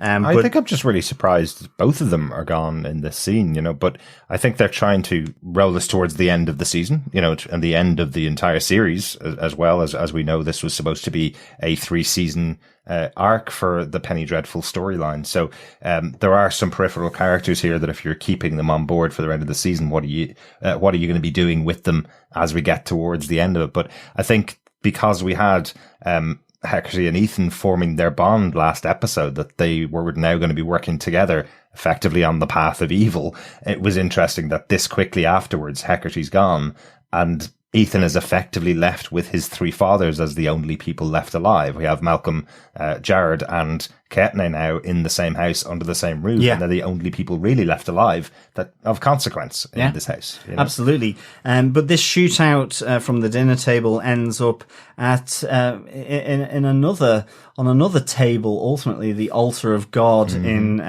the family chapel, and there's big shootout here. Certainly, Ethan knows how his dad will defend this position, and so him, along with Sir Malcolm Ketne, do manage to take down the defenses, and it is that great moment again of carried forward really from the end of the last episode. Will Ethan do it? Will he not? Brian Cox utters the words, "Are you going to gun down your father in the house of God?" There's a real taunting about how Jared Talbot is speaking to his son here. Absolutely. It's weird, isn't it? Because I really don't like Jared Talbot. I don't like the character of Jared Talbot, but there's no reason not to like him. He effectively has had all of his family slaughtered by the Apaches who came and attacked his house with the help of his son, and he's goading his son into killing him because he also wants to die almost. Yeah, I think it is that. But I really don't like him as a man, probably because we've spent so much time with Ethan. Yeah. That I find him a horrible person anyway. So I'm kind of happy about the situation at the end. I also love that sequence at the start of that fight because we have Jared calling out from the chapel going, "I'm in here alone. You come in alone, Ethan, and we'll sort this out man to man," as he's putting his men all around the chapel. But of course, Ethan's not swayed by that. And then we have the wonderful entrance from Ketne through the wall to take out two of his men as Malcolm and Ethan come in the same partnership that we saw back in season 1 when they went into the nest of vampires. This is the nest of Ethan's father's men that they're taking out in exactly the same way. So it's really a great scene, but I just find it fascinating to myself what it says about me that I'm watching Jared waiting for him to be killed, probably because I spent more time with the other characters. But there's nothing wrong with what Jared's doing here. No, absolutely, but it does. The problem is both of them want to die in that sense, but Ethan does pull back. He doesn't shoot his father. But you get the $1 million moment because as he's walking away, he's still taunting his son because he does want him to turn around and shoot him. And of course, in comes Sir Malcolm with his firearm and just a bullet through the middle of the head. Oh my goodness. And just that whole look on Sir Malcolm's face of, will you just shut up and lay down dead? And it's a great money shot. Absolutely. It feels like Timothy Dalton's Bond again. Remember the version of Timothy Dalton's Bond that we saw back in the 80s for his 2 movies was a much darker version of the Bond. I think it's been taken on a lot more with Daniel Craig's Bond. Someone that is willing to use the license to kill that he has to actually end a villain, which is something that the previous Bonds wouldn't have done. Absolutely. And Pierce Brosnan's Bond didn't really do as much. You saw it with Timothy Dalton. In fact, his movie was License to Kill. That's why it popped into my head. But you saw that he is this person that will put an end to someone if he feels that he is rightful in doing so. Yeah. What Jared was trying to get from Ethan throughout this was Ethan proving that he is the evil man that Jared believes he is, and justifying his own hatred for his own son by him proving to him that he'd be willing to kill his own father under the eyes of God, effectively. And for him not to have that moment is almost as bad as Rusk traveling to the other end of the earth to try and find who Ethan is and what supernatural being it is that he's been facing down, and not getting the answer to that before he dies as well. So 2 unanswered questions for 2 major dead characters in this episode. So. Yeah, absolutely. But it is a really great piece of action from the dinner table into the chapel, with so much tension, emotion, and a great payoff at the end for me. So I thought this was really good. But Definitely. as I say, I wouldn't be trotting over to the Talbots for dinner anytime soon. If that's how their dinner parties end up. Hopefully not every time. I'd say the body count is massive. Absolutely. And also, just quickly coming back to 007, dare I say it, this is my view, Timothy Dalton was ahead of his time in his portrayal of Bond. I love his 2 movies. Yep. And yeah, I think you see that if he was doing it now as Daniel Craig, people would be much more accepting of it. So I'm glad that he got his 00 moment here in taking out Jared Talbot. Without a doubt, I think at the time, and not to go into Bond too much, but I think at the time, going from A View to a Kill, which is a fairly flamboyant Roger Moore Bond film, going from that into License to Kill, you know, Roger Moore was way beyond the age. It's a 180-degree turn. It is, that way. certainly, but he was way beyond the age to play that 007, and going into Timothy Dalton being this kind of difficult Bond probably didn't play very well. I didn't play very well at the time. I was alive, I remember it. But he was a fantastic Bond, yeah. And of course, as well, he does a mean animated hedgehog and supermarket manager. Or should I say, supermarché manager. He is a slasher of prices, after all. Yes. That is such a great film, Hot Fuzz. Excellent. Anyway, way too many great Timothy Dalton performances, mostly after his time on Penny Dreadful. This show did set up some great roles for him in the future, I think. I'm going to go over to another very uncomfortable scene in the episode. Justine and Dorian and Lily. I have this written down as from my point as Justine doesn't know her place, or is it Dorian that doesn't know his? Well, it was a question that we had from episode 1 of this season, and you know, kind of following on from the end of last season. Lily has developed as a leader of women to take out the men of London, and we were wondering, you know, other than Dorian being a supernatural being and her being a supernatural being, what's the connection, and when will the connection break? And that's kind of what we see in this episode. We see him kind of saying to her, you know, the 2 of us could just walk away from this and live for eternity together. And Lily saying, but that's not what I want. Yeah. She's trying to create a proper uprising of the women of London, the downtrodden women of London who have lived the same life that she has. And if Dorian doesn't figure into that, he may be on the spiky end of Justine's blade at the very least. That moment where you have Lily training the women of the night to how they should be able to take out their Johns or take out their the people who are soliciting the sex from them, and then she shows it on Dorian, and then Justine comes in and is millimeters away from stabbing Dorian in the throat. She got crazy eyes. She really did. She really does. You know, she even calls out to Lily, do you want to see him drown in his own blood? You know? And Lily's response to it being, but then who would everybody else practice on? Is kind of the response, the only way she can calm Justine down almost, because Justine is completely worked up. She's seen people like Dorian. Remember, as I think I described him before as this kind of really cocky college guy who's got all the good looks, got all the women. And at this stage, he was probably paying for hookers every week. We almost see Justine refer to his first meeting with Brona, where he took photographs of her. And Justine describes it. You take photographs of these people, these hookers that you hire to pleasure yourself afterwards. You're exactly what's wrong with men in this city, you know, and you're seeing this 2 of them going almost head to head with each other. It's really interesting because I don't know where it's going right now. I can't remember where it's going right now, but I feel like if there's one person that's going to kill the immortal Dorian, it's going to be Justine. Well, certainly Dorian does need to stop volunteering to be the demonstration mannequin for killing people, I would kind say. of have the feeling that Lily could use one of the other women of the night as practice, because nobody would kill them, right? Yeah, I mean... Or has she told them all that Dorian is invincible or invulnerable and he will come back from the dead if they kill him? Is that what's happening? I don't think we don't know that. I mean, first off, I think Justine plays the intensity here really well. I mean, she is the acolyte. She is the extreme acolyte she believes in this cause from Lily. And this is why I think that not only do I feel that Dorian is justified in feeling a little bit nervous about how this whole endeavor is going, and the level of buy-in of Lily's forgotten ladies, the army of these forgotten ladies. But I also wonder, because, Lily does effectively back up Dorian here to some extent, and later on we see her doing the same with Victor. It's kind of 2 times here where Justine has been denied by Lily to do something that she feels would be meaningful.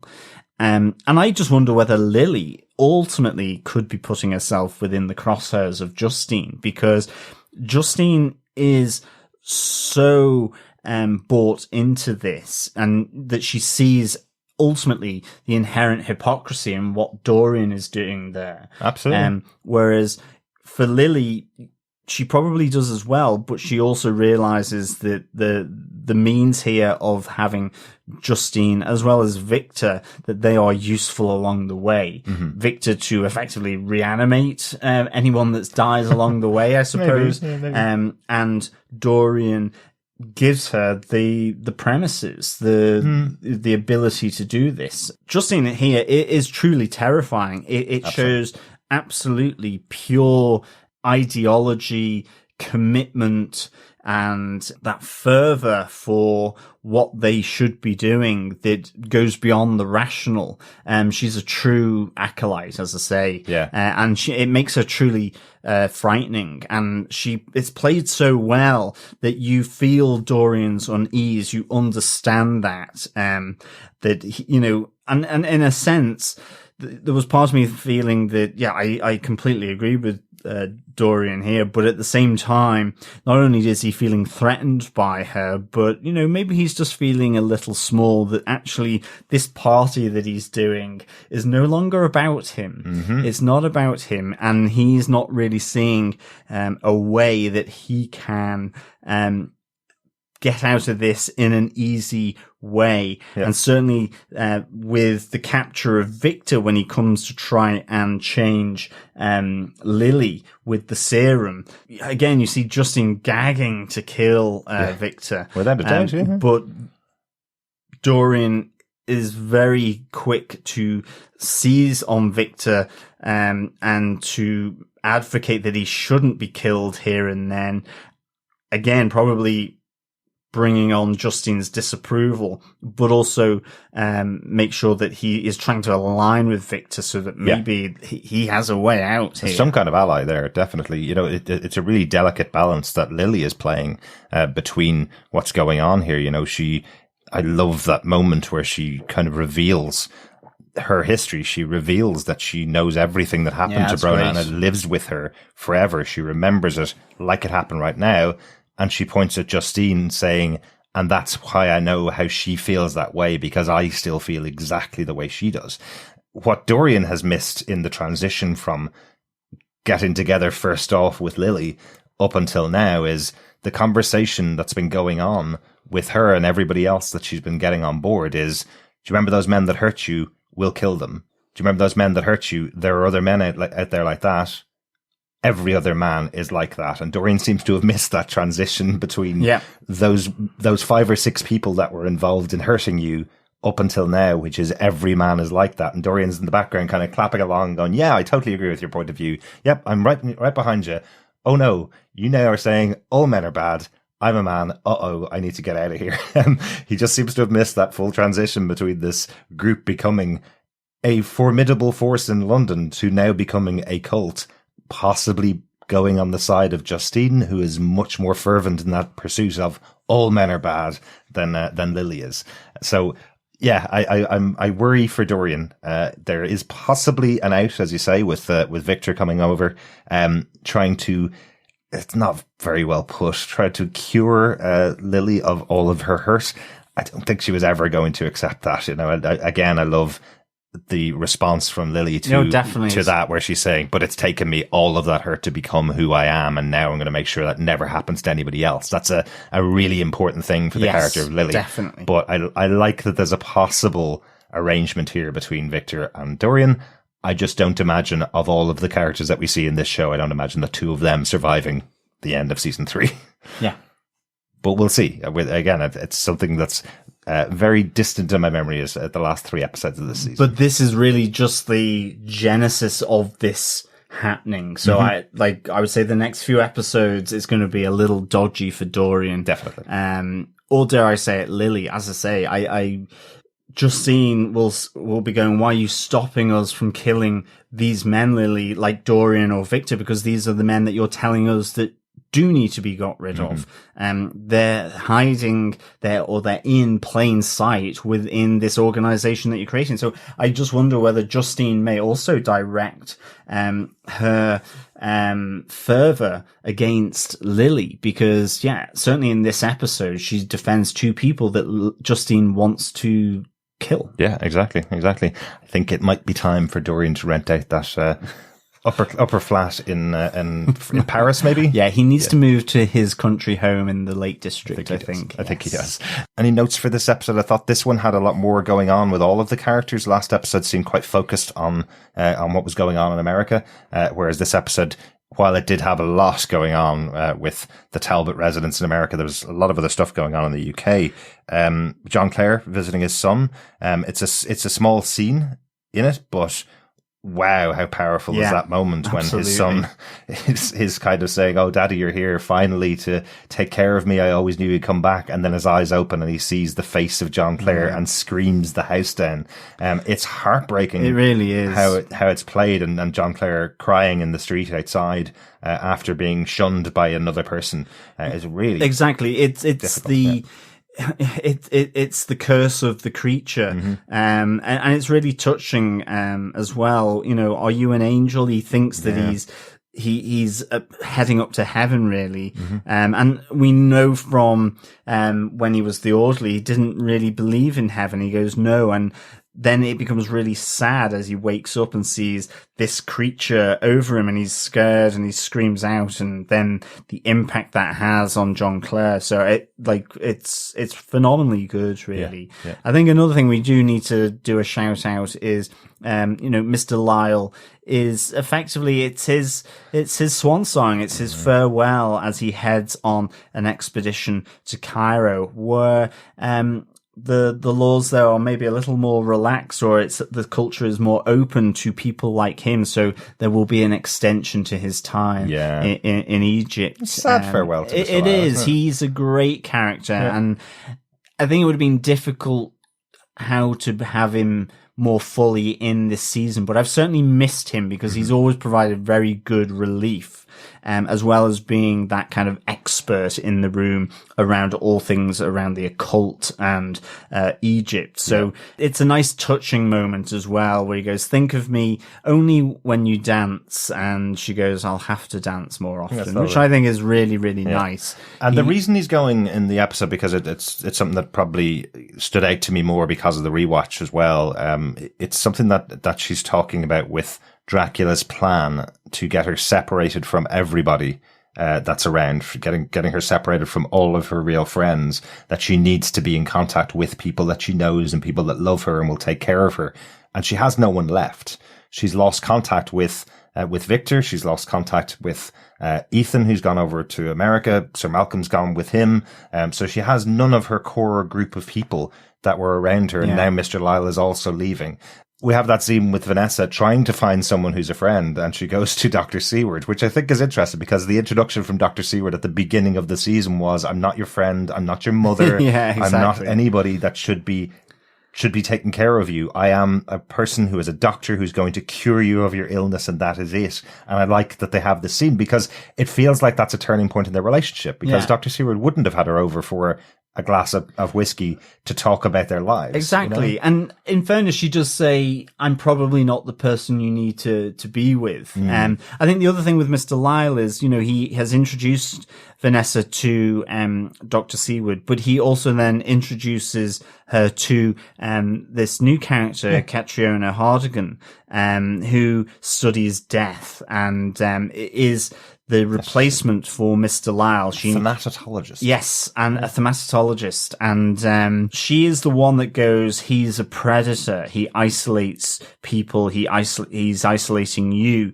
to be with, surround yourself with those you love, which then I think that's a really nice kind of look back as well on season 1 and 2 with Vanessa and the company of Sir Malcolm, Mr. Lyle, Ethan, Sembene, Victor, and so on. That it kind of adds almost a nostalgia back to that time, given that she's on her own. But Catriona Hardigan gives the lore of Dracula, which is dragon in Romanian, the Dracula clan bringing about the clash of the Ottoman and Persian empires and the blood. And I like she talks about him being a seducer, but it's the ancient form of the meaning of the word, which is to corrupt, to lead men astray, not from a sexual point of view. So I think this was really good. I love her intro as well with the fencing. I was trying to think, was there a literary character there that the writers were drawing from? And the only Hardigan that I'm aware is the H.G. Wells Time Machine. The inventor there is Alexander Hardigan. In the film, that's right. Yeah, so it could be related to H.G. Wells. I think I was more thinking, it reminded me of a Marvel character, Eliza Bloodstone, who's very much within the mystical, magical part of the Marvel universe. So I know her through Doctor Strange and so on. It felt like that kind of character, and I like this character immediately, that she is fencing and is knocking a toff and being smart with her fencing. She uses her headbutt to take him out. Exactly. Which was pretty good. Yeah. I love that he says he'll be struck off the register, and she's going, well, if I could get on the register, then maybe I could struck off. Yeah. So it's a great introduction of this character. Definitely hoping to see a bit more of her. Nice to see that maybe Vanessa can build up some new friendships, since all of the rest of her friends are gone. With everything finished with the storyline of Ethan in the US. Is it? Well, the question I had after watching the episode was, you know, they're now free of the lawmen. They're all dead, effectively. Ethan's now had his father's dead, so there's nothing left there for him in the estate, and Ketne and Sir Malcolm and Ethan are there in America. It suddenly crossed my mind. I was going, are the two timelines going on at the same time? Like, is this attack happening over there as at the same time as everything that's going on with Vanessa? Or is there a possibility that at the start of next week's episode, the three of them arrive back in London? That would be really cool, actually. I just don't know whether they're months apart or whether they're going to get back quickly. I doubt they're going to be able to go down to the local airport and hop on a plane back to London. So there's still going to be travel time, but we just don't know what the timeline is like, because I don't think there's been a letter from Sir Malcolm to Vanessa since the first episode when he was in Zanzibar, and that's presumably a few months ago. Yeah, exactly. But I think we can assume that they're maintaining that contact through the written word, Maybe. Dare I say it.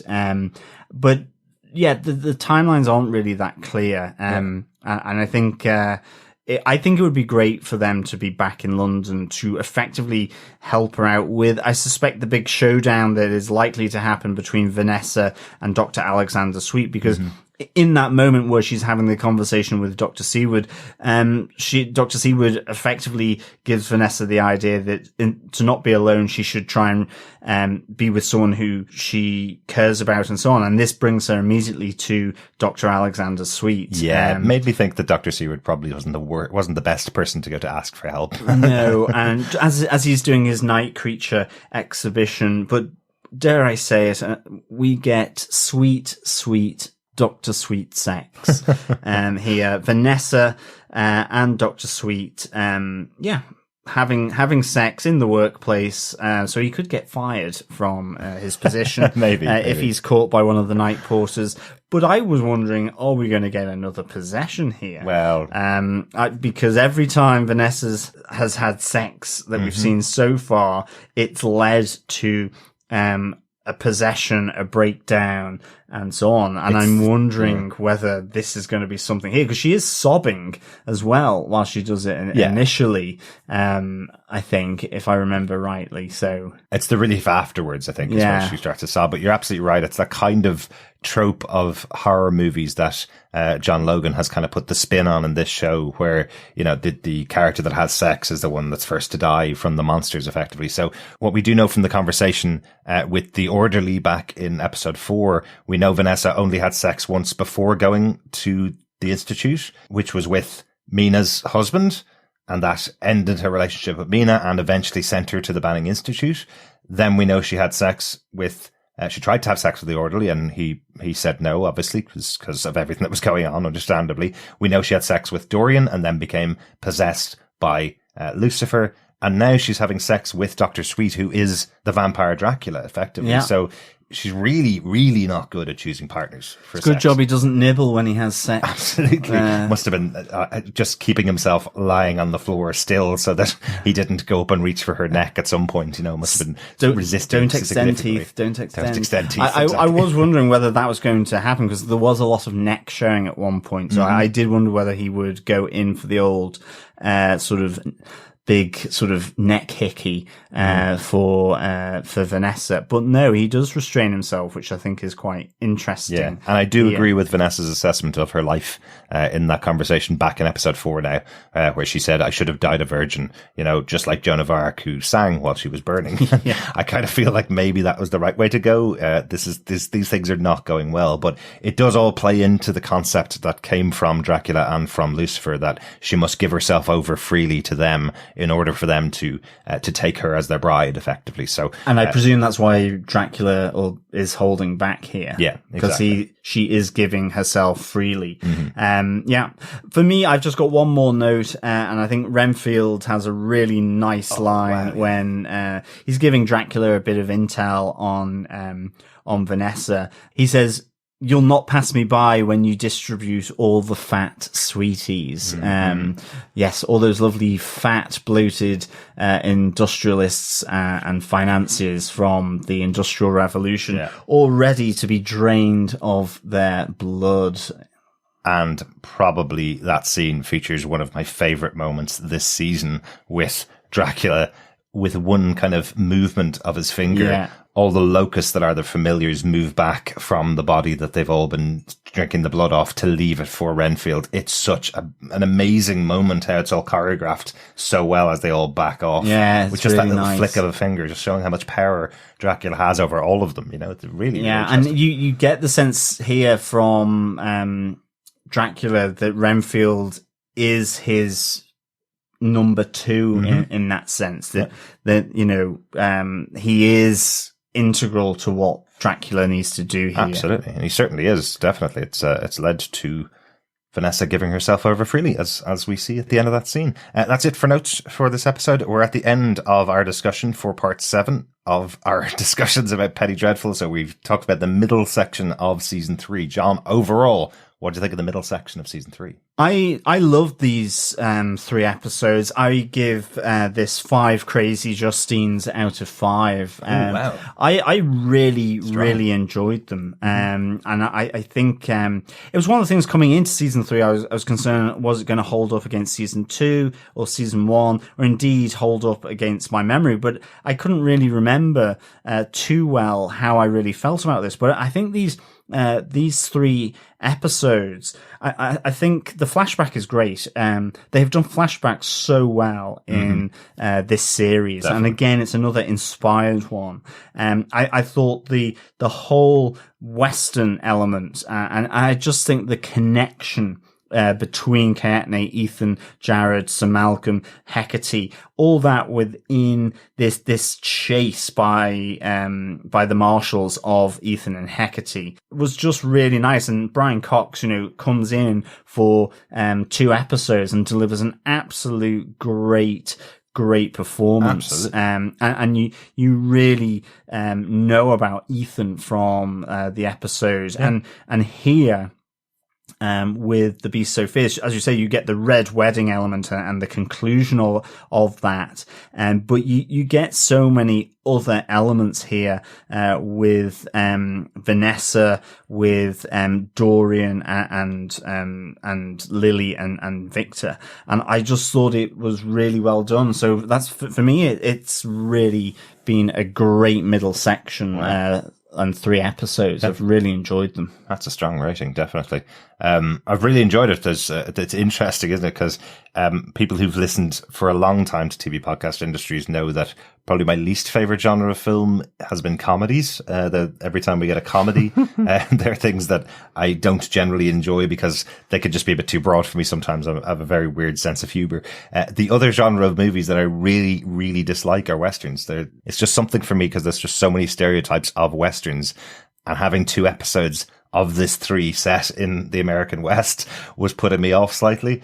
I think because of Hecate being there, having a supernatural character there was probably what made them above and beyond what I thought they were going to be. Kind of similar to maybe the From Dusk Till Dawn kind of attitude of having vampires there in that kind of Western setting. I think so. And also, I was going to say whether having Sir Malcolm, having Inspector Rusk there, they're not people of that place, and so it gives a completely different perspective on it whilst you're there. So I know what you mean. And you hate period dramas as well. So, I mean, you should technically absolutely loathe Penny Dreadful. Exactly. So what I was going to say was John Logan has done something for me with this show. Of all 3 seasons, he's made me like a period drama and a Western combined. So, so well done, John Logan and the other writers, because this is the other thing we said at the beginning of this series. There's a big elephant in the room with season 3 is that it's not worshipped, I suppose, in a way like the first 2 seasons where it's not looked back on very fondly. Right now,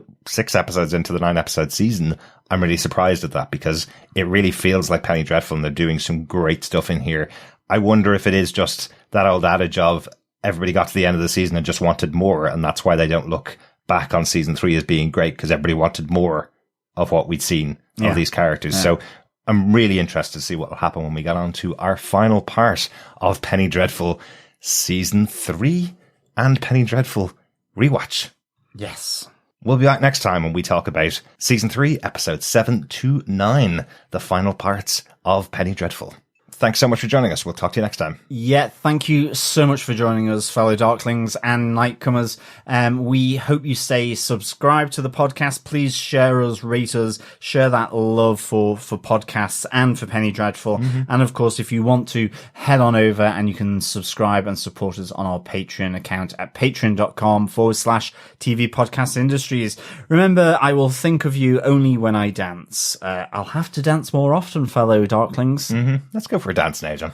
Absolutely. A rave. Absolutely. See you next time. Bye. And of course, just remember, keep watching, keep listening, and of course, most definitely, keep screaming. Keep dancing. Bye. Bye.